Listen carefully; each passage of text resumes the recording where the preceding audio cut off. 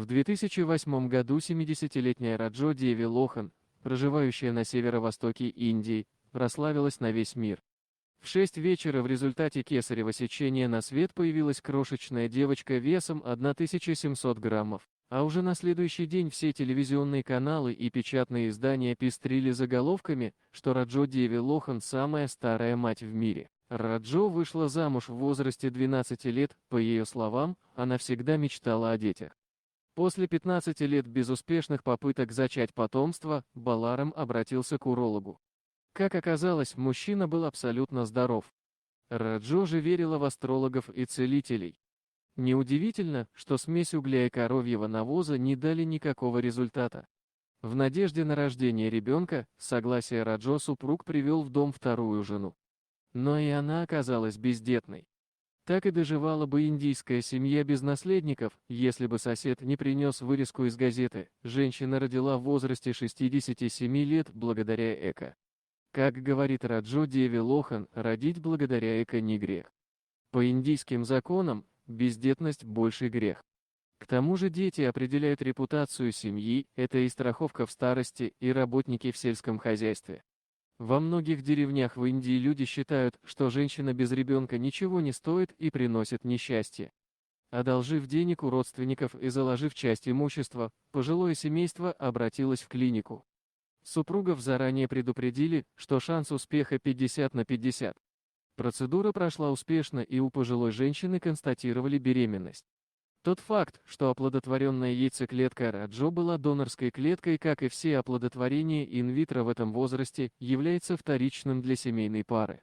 Индийский закон гласит, что каждый ребенок, рожденный женщиной, считается ее собственным.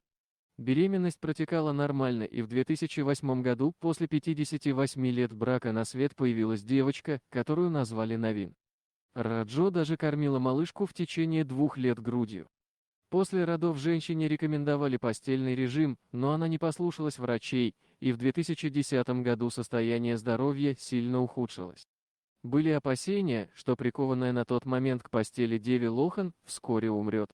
Но она выкарабкалась и даже пережила врача, который ее лечил. На фото Навин выглядит как мальчик. Короткие волосы, слишком длинные ноги и очень худенькие ручки. Девочка отлично понимает, что ее родители значительно старше, чем папы и мамы сверстников. Как-то она задала вопрос Раджо, почему у нее такие старые родители. На что мать в шутку ответила: «Мы получили тебя очень поздно, но зато поэтому мы тебя почти не ругаем и не можем на тебя сердиться». То, что дочь появилась посредством ЭКО, держится в секрете. Несмотря на то, что родители никогда не учились в школе, едва умеют читать и писать, Навин посещает школу и получила несколько грамот. Друзей у девочки почти нет. Во-первых, много времени она тратит на уход за родителями, которые уже мало двигаются и большую часть времени вынуждены проводить в кровати. Также девочка выполняет домашнюю работу, печет печенье, убирает. Отсутствие друзей объясняется и неприятием окружающих. Некоторые одноклассники издеваются над девочкой из-за возраста ее престарелых родителей.